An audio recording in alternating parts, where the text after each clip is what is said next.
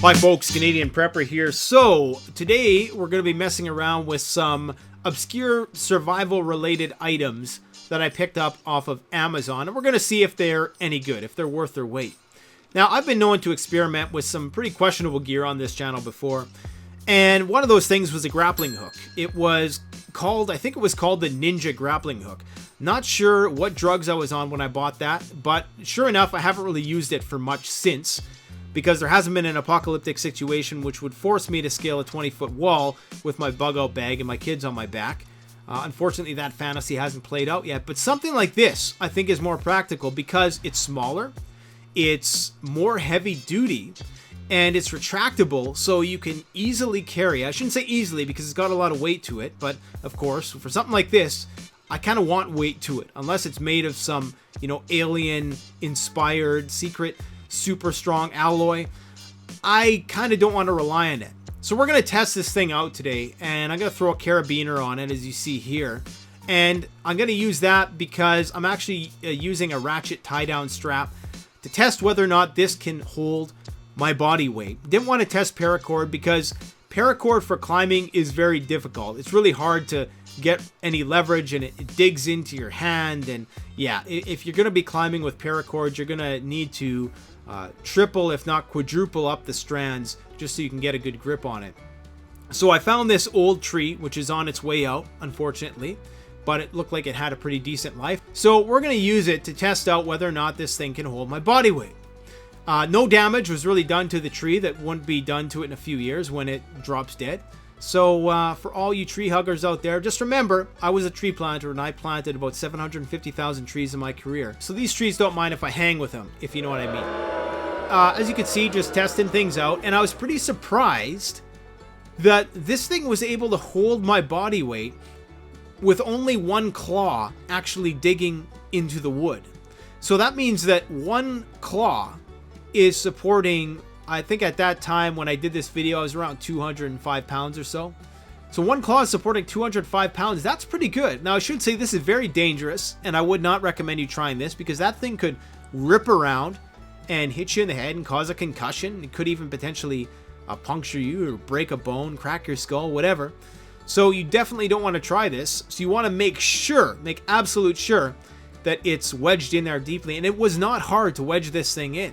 And I'm sure actually if you sharpen the points, it would be a lot sharper.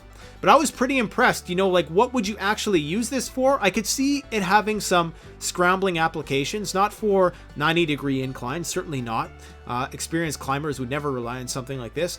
But for scrambling, like 45 to 60-degree inclines, something like that, it could potentially have some value. Even for hanging things around a campsite, like if you wanted to smoke some meat, or even if you wanted to process wild game, field dressing, if you wanted to boil some water, if you wanted to hang some things to dry, there's some potential uses for something like this, asides just pretending you're a post-apocalyptic ninja, or a post-apocalyptic grappling hooker, I should say. And that's probably not something you want to be in the apocalypse. If you're a hooker in the apocalypse, grappling or otherwise, chances are you're not going to be at the top of the food chain. So I would not advise. But anyways, I'm going to post that in the description, and I'm interested to know what you guys think some alternate uses would be for this really surprisingly durable grappling hook. Let me know in the comment section below. Okay, so now on to the total and utter garbage that is fit for the dumpster. Well, not entirely. Don't get me wrong. This is an axe. It's half axe, half hoe. So not only are you going to be a post-apocalyptic grappling hooker, but you're also going to be an axe-wielding hoe. So here we go. We're going to take off this really cheap sheath, which you're going to lose right away because it blends into the background.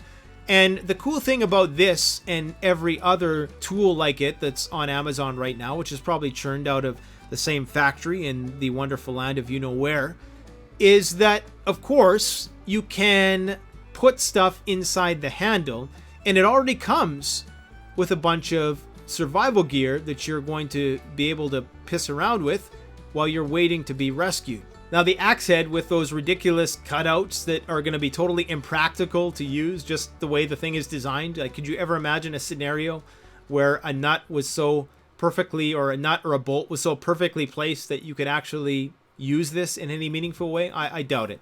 The axe head is made of steel and the handle is made of some anodized aluminum, I'm guessing. So let's open it up here, and on the tail end, you get yourself a glass breaking tool, which is going to be completely inaccessible when you actually need it. So you may as well just call that a paperweight. You have a compass in there, which is probably going to be drained of liquid and useless by the time you go to use it. And you have this bayonet thingamajig, this non-full tang knife, which it's a knife, right? I mean, it could potentially do some stuff for you out there in the field, okay? Whatever a knife with no full tang can do. And then, of course, you have your ferrocerium rod. And you do have space in there to put whatever other odds and ends you want.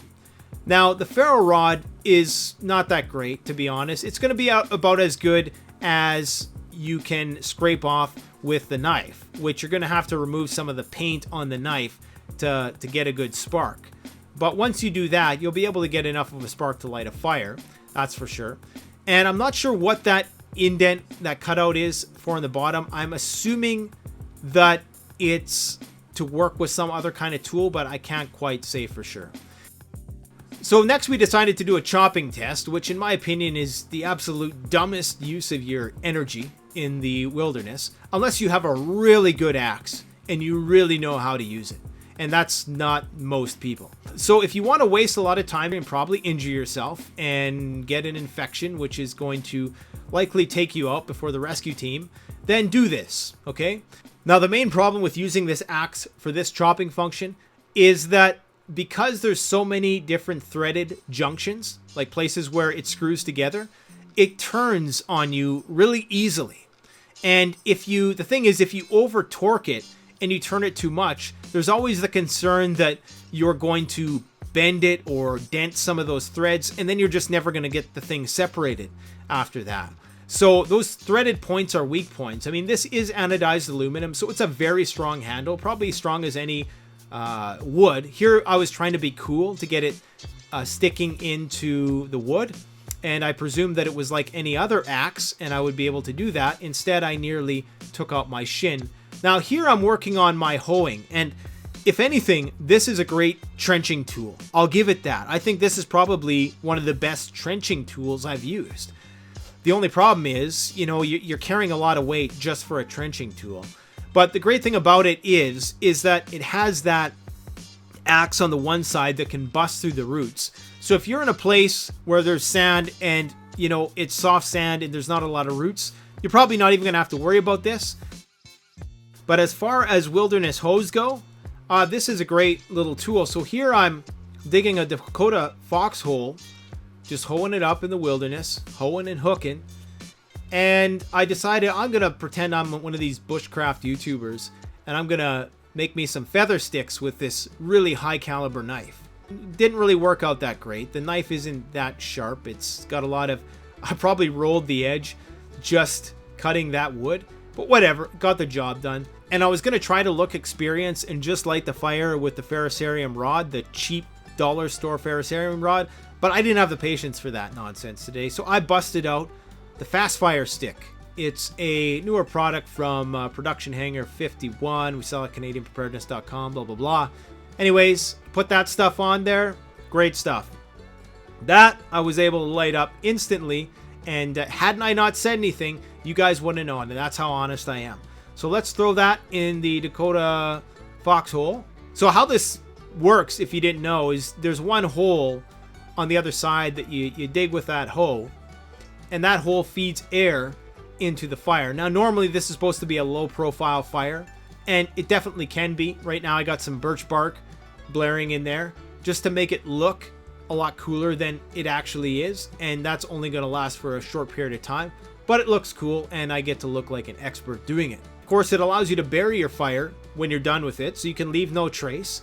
This is especially helpful if you're being chased by All-American Prepper and all his buddies after the apocalypse because they ran out of food, because all they did is stock up on ammo. Here again, I try to look cool by sticking it into that piece of wood, and I failed a few times because it's a piece of crap. But, you know, I will say, as an axe, it's absolutely terrible. As far as the survival tools go, okay, I guess that's an added bonus. Really, what you're getting here is a trenching tool. You're getting a trenching tool with just a little bit too much axe, but the hoe is really a good size for rooty ground because it's not too big.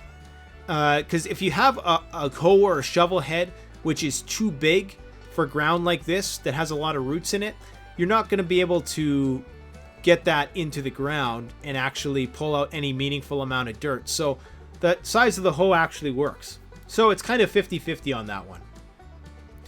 Now this next little tool here, really quickly, is a Kabar Spork knife combo. Now this is plastic. The knife is plastic as well, but it's a hard plastic. I'm not sure what kind of plastic it is. Maybe some polycarbonate or something like that. And it's a really lightweight option, and it allows you to, you know, have your knife and your spoon. And the only problem with it is that they're very short utensils. Probably be great for somebody with really small hands or a child. But if you're into ultralight backpacking and you like staying organized, maybe something cool to show around a campfire for sure, then the Kabar Spork knife combo is probably not a bad idea. Now up next is this miscellaneous thing. I don't know what you'd really call it, like a Kubaton looking thing. It's just a brown piece of metal. I guess it's a very fancy whistle. And there's that cheap paracord on there, which is never actually 550 paracord. So this is kind of like a smaller version of the axe, without the axe and without the hoe and without of anything of real importance. But you do get this fishing kit in there that you're going to immediately drop the split shot out of. And so it's kind of like a makeshift fishing reel. And it gives you just enough fishing line so that you can fail miserably a couple times before meeting your demise out there in the field. We have a glass breaking tool, which is tucked away behind 3 screws, which you're never going to be able to access in a time of emergency. You get this little surgical knife. I guess that's to operate on yourself once you injure yourself with all this stuff in the field. If you're crafty, I'm sure you could use that for something, if only to throw sparks off this ferrocerium rod. Basically what you're buying here is a big metal case for your low quality ferrocerium rod and surgical knife. Now up next is a tool I didn't get to play with too much, but it was a cheap takedown recurve bow, which I was skeptical at first. It's top archery, and I think it was around $80 Canadian. It was like really cheap, and I was really impressed by this because the last time I bought a bow of equivalent quality, it was over $200, so times have changed. I think this is probably the best thing you're going to see on this channel today. You get some composite or fiberglass limbs, I'm not sure what they are, metal riser, which looks like it's one part machined, and it's just a good bow. It's a 50-pound bow. I mean, if you're an expert, which you're not, you'd be able to hunt with this and probably procure some medium-sized game. But for most of you, that's never going to happen, to be honest. But it's something you might as well have in your arsenal just in case. I've done some archery reviews on this channel before. I've demonstrated the SAS tactical takedown bows, a few crossbows, things of that nature. And it's always good to have a recurve, even if just to teach the youngsters on. This one's a bit heavy for that, 50 pounds, but it's durable and it shoots an arrow straight. So if you're a person who has 50 guns and you have no recurve bow, you might want to pick one of these up. Why not? You know, you can be rough with it because you only paid $80 for it. And I have a feeling that something like this would last you a long time. Just because, you know, recurve bows, if you treat them right and you unstring them when you're not using them, they'll last you a long time. I've never broken a recurve bow. Now up next is this metal trowel. And this is actually another thing that I'd probably recommend most people get.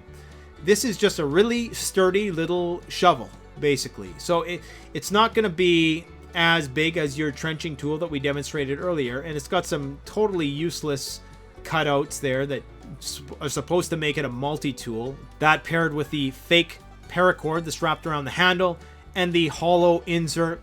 So it's kind of like a full tang, but a full hollow tang.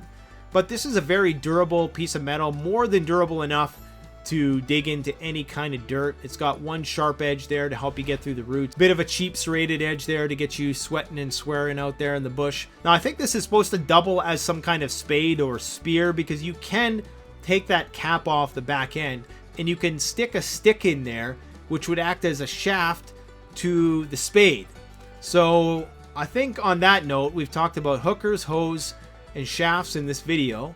I'll be surprised if it's not demonetized. And I hope it isn't, because I got to pay for this junk somehow. I hope you guys enjoyed this video. Let me know what you thought of this gear in the comment section below. And if there's anything you would like me to review on the channel. Thanks for watching, guys. Take care. Me and Marshall and Baxter, who sat this one out, wish you the best of luck in these trying times. Thanks for watching, guys. Take care. Canadian Prepper out. The best way to support this channel is to support yourself by gearing up at CanadianPreparedness.com. Your one-stop shop for premium, high-quality, brand-name products that have been tried and tested by myself and other YouTube gear reviewers. My subscribers save 10% off by using the coupon code SURVIVALPREPPER. All one word in all caps.